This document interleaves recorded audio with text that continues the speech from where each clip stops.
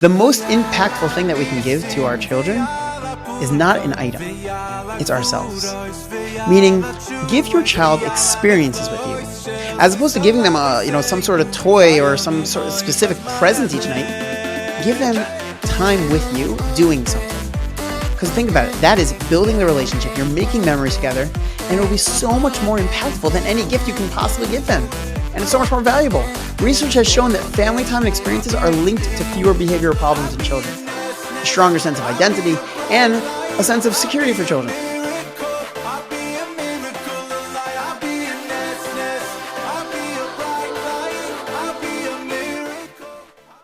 Welcome back to the Jews Next Door podcast, where each month we explore a different topic of our parenting hierarchy with the goal of raising the next generation of passionate and committed Jews. I'm your host, Rabbi Yair Menchel, and for this special episode, we are focusing on the best ways parents can make Hanukkah a meaningful and fun experience for your children. And make sure to follow us on Instagram at @GenAleph_parenting for daily tips, daily reels, in addition to this episode for every single day of Hanukkah and for an exciting Hanukkah contest that we will have there as well. So first things first, we want to think about how we're going into Hanukkah. And if, when you're hearing this, it's already Hanukkah, it's okay. You can still do this, but it starts with making a festive environment. It starts with the decorations. Now, obviously, the earlier you do this, the better, but even the day of, or even once Hanukkah has started, the purpose is not just to decorate the home, but it's to involve the children in the decorations and to hang up their projects, and which they'll be excited about. They'll see, oh, look, I remember when I made that. Or even if they don't say that, they're just, if they don't remember, show them, this is yours. And it shows them that we value what you're making. And it gives them great confidence boost, and it makes them feel really great about themselves.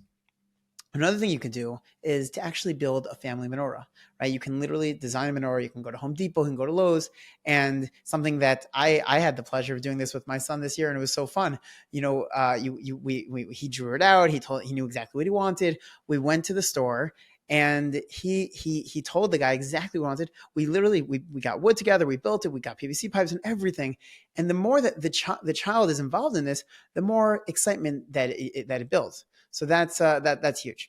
Now, that's in terms of like the setting up the right environment. Let's talk about the lighting itself. During lighting itself, it's so important to make it a sacred moment. No phones, no distractions. Also, make every effort to not be getting annoyed about anything.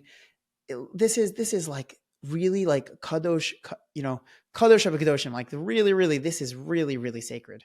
So have a very special family moment, and giving each child their turn to light, and obviously in a safe way, and to build up this moment, to show them how excited you are to have this moment with them, and how excited you are to light with them. Then, after lighting, so continue the excitement, and you sing. There are specific songs that we sing, but do it in an exciting way. Don't just sing. Bring the passion, bring the excitement of the mitzvah. Really bring it to the home by dancing, giving piggyback rides, doing fun dancing things. Getting a circle together with your children, and then switching every couple of minutes, and switching the way we're going, and doing trains and all these things, and just keep it going. Right? Keep it going. Don't just do the Hanukkah songs, but have a Hanukkah playlist ready to go. If you have a speaker in the home, put that Hanukkah playlist on, and keep that excitement going. Then after the excitement dies down, so, there is a concept that the first half hour is something special. So first of all, explain that to the children. Explain why the first half hour is a special time when the candles are lit, and that we're not supposed to be, doing anything else, and we're not supposed to be benefiting from the candles itself. And so we explain that to our children, and then think about something as a family each night that we want to do, something we want to work on. And we're going to be posting on Instagram different tips that you can work on each night to help you with that. So again, make sure to check that out. And also, not necessarily to work on, but to have a discussion about, meaning either things you want to learn, right? Whatever you decide it is. Let's say you want to choose to work on patience in the family. So let's say you take that thing. So then you create a big board, and you track it. You have each of them put on, I was patient this time, and then or it's like catching them doing the good, right? So they put down when they were patient, they put down when they were patient. Or if you don't want to do it that way, you can engage your children in an engaging question surrounding Hanukkah. Like, for example, what does anais mean? And then when we, for example, when we say Bazman Hazeh in Al Hanisim, what is that referring to? What is Bazman Hazeh? What's the Nisim that we're having during these times?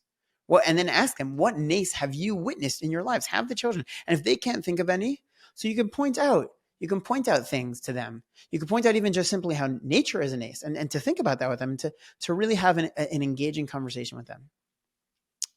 You could ask them, how does the Chag of Hanukkah help them to improve their emunah? Now, this depends on the age of the child, but you can explain it. You break it down for them, explain to them what is emunah, why does Hanukkah have anything to do with emunah, and to really have an engaging conversation with them. Maybe you could ask them, what is the one thing that they want to thank Hashem for in their lives? What is their favorite part of the Hanukkah story and why? If they could give their Hanukkah gifts to someone else, who would they give it to and why? Again, all these are very engaging questions.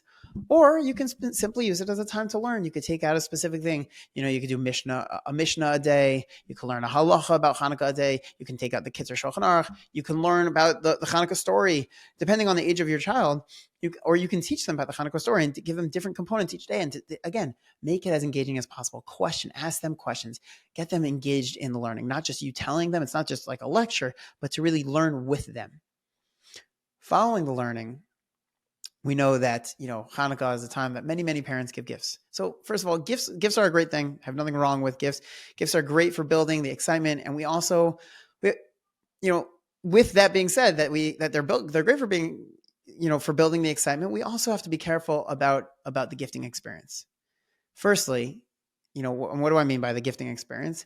How do we react if our child is unhappy with the gift? Right? How would we feel that way? So sometimes parents, the gut reaction of a parent is to be like, wow, he's ungrateful. You're so spoiled. And sometimes it's true, maybe. But then again, I think it's important for us to think about how would we feel if someone gave us a gift and we weren't so happy with it? Would we, how would we react? Would we want to be able to be honest with that person? So we would probably want to be honest. And therefore, in order for us to be able to be honest, we have to know that that person's not going to react in an upset way. So it's the same thing with us. We can't react in an upset way if our child's not happy with the gift. Then it's not fair for us to. If we react in an angry way, then they're just not going to want to tell us. They're going to shut down, and then it's putting a barrier on the relationship, and we don't want that, right? At the same time, moving in a little bit of a different direction with gifts, the most impactful thing that we can give to our children is not an item. It's ourselves. Meaning, give your child experiences with you. As opposed to giving them some sort of toy or some sort of specific present each night, give them time with you doing something. Because think about it, that is building the relationship. You're making memories together, and it will be so much more impactful than any gift you can possibly give them. And it's so much more valuable. Research has shown that family time and experiences are linked to fewer behavioral problems in children, a stronger sense of identity, and a sense of security for children. So who wouldn't want to give that to their parents? And which child wouldn't want that from their parents? So if you think about those things, that's a big deal, right? So what are some experiences that we can give to our children? First things first, just as an example, maybe we could do a family chopped competition, right? And make it themed, right? Where they're explaining the thought behind the various things they did and how it connects to the Hanukkah story, how it connects to the Hanukkah miracles. Or maybe you can bake Hanukkah cookies, right? You can make Hanukkah cookies, or you can fry latkes together. You can make sifganiyot. Another thing you could do is you can make a scavenger hunt. And this could be either purely fun, which is totally fine, because the fun experiences together is also very impactful and very meaningful. Or you can make it something educational. So at the same time that you're having this meaningful experience with them, you're also educating them.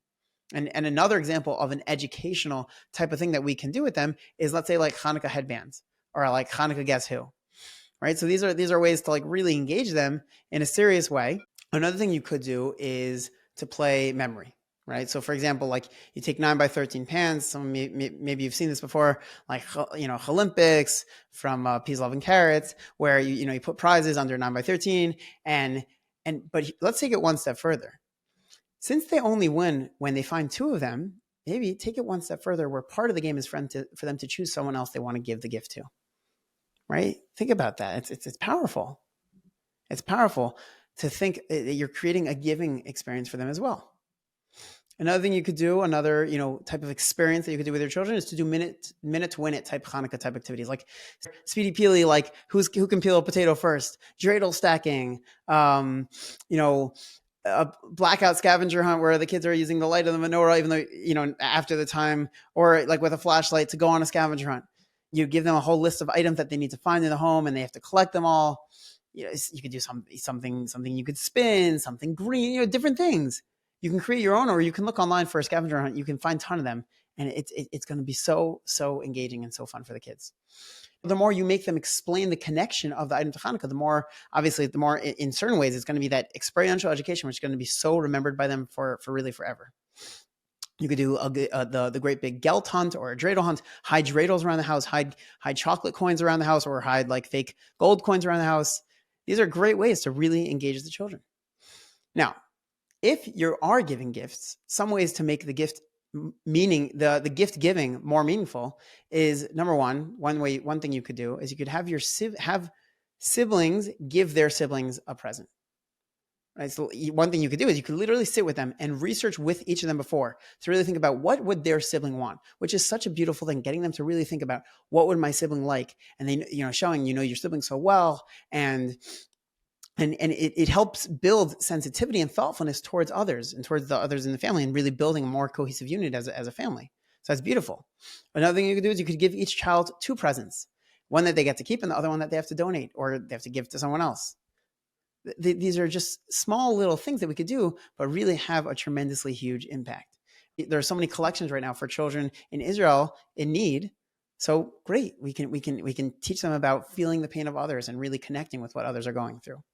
You can also give the children the opportunity to research a tzedakah organization and to choose which one they would want, the money to go for, and to think about if they would, instead of getting a gift, the money that the gift that they would have gotten, give that amount towards tzedakah instead. I personally would be careful not to give gifts each night, because we have to be wary of spoiling our children from Hanukkah, and it also doesn't necessarily teach them the best spending habits, but it's a separate point.